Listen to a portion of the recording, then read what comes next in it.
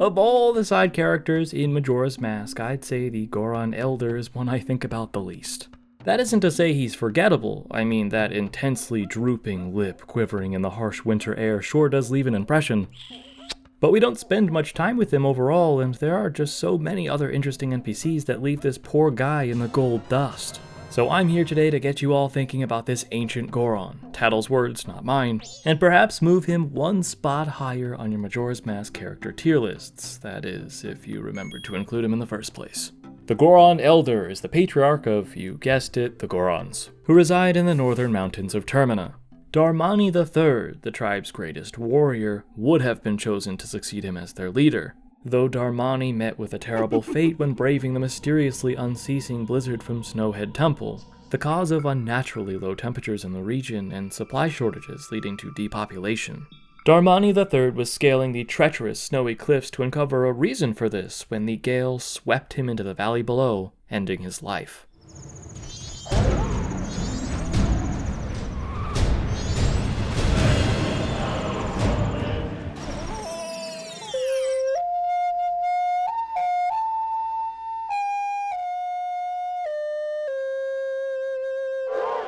Link must ultimately take on the mantle by assuming Darmani's form to defeat the temple boss and dispel the curse of an endless winter. But the Elder can't just wait around for salvation while his people freeze and starve to death. So, even though there are plenty of perfectly healthy, younger Gorons who could make the perilous journey to the temple, the incessantly trembling Elder sets out to investigate the root cause of their troubles himself. That is the backstory which set forth the events of the here and now. On dawn of the first day, the moment Link steps out into Clocktown, the Elder has already begun his quest, ambling on foot instead of rolling towards Snowhead, presumably because of old age. If he curled up into a ball now, he might get stuck like that. I'm sure the biting cold hinders any flexibility he's got left too. Nevertheless, the old Goron did not make it very far at all. He simply stepped out of the village, and can be found frozen alive, encased in ice inside of a snowball bigger than he is. Oddly, the literal knuckle-dragger seems to have taken the lower path on top of the frozen lake, rather than through the chain of islands connected by bridges above. Maybe this was done intentionally to avoid white wolfos, even though they can be found down here as well, or he accidentally took a tumble and couldn't climb back up the slope on this side. Either way, here he is preserved in pulchritudinous PoppiCiullo form. Leaving the Elder like that would be frowned upon, and thawing him out is necessary anyway, as he teaches Link a song needed to enter Snowhead Temple. Or half of it, he's forgotten the rest.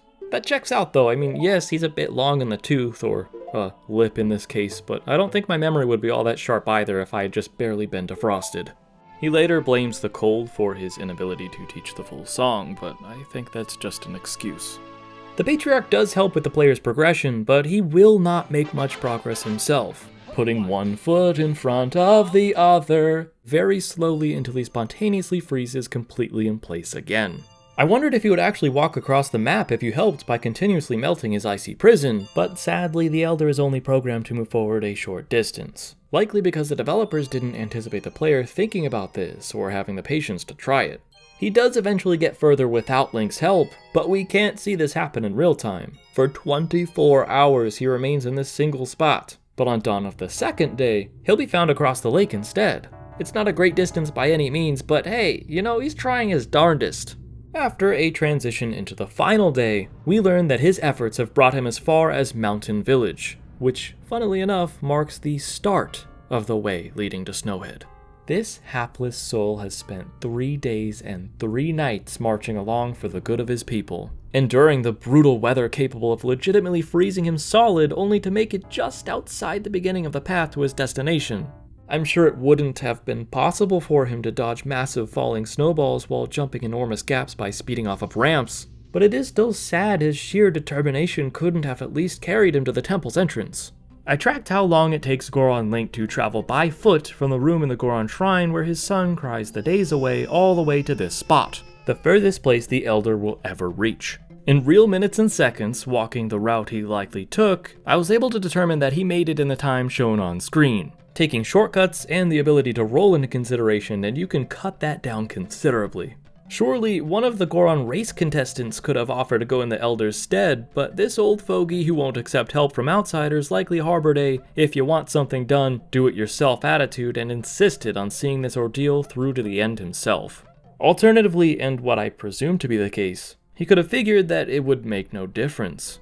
Both Big Goron and Darmani, who we can deduce are two of the most powerful Gorons of the clan, aside from Medigoron, had already given it their best shot, so rather than recklessly sending out civilians on a suicide mission, he wanted to face the threat in person to at least catch a glimpse of what exactly they were dealing with. His decision to go about it alone resulted in an admittedly pitiful attempt.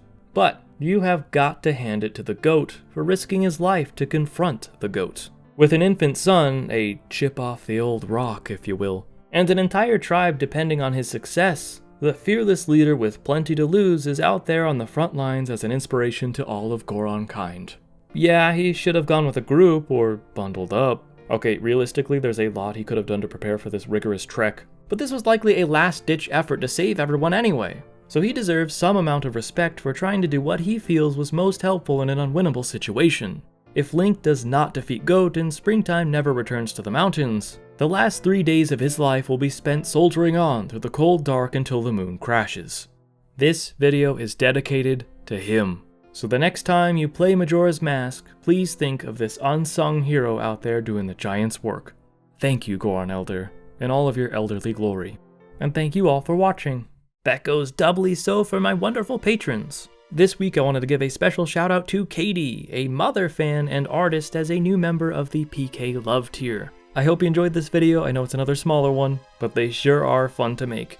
I have plenty of projects that I'm working on. I just cranked out a bunch of scripts, so I'm excited to share them in the near future. Stay tuned, and goodbye.